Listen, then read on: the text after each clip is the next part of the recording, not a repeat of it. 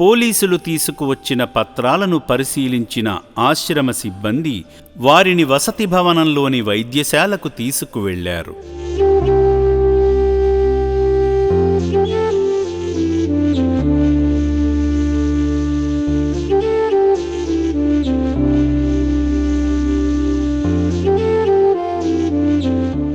ఆశ్రమ వైద్యులు వెంటనే వారిద్దరికీ BP, sugar levels, oxygen levels, body weight వంటి ప్రాథమిక ఆరోగ్య పరీక్షలను నిర్వహించారు.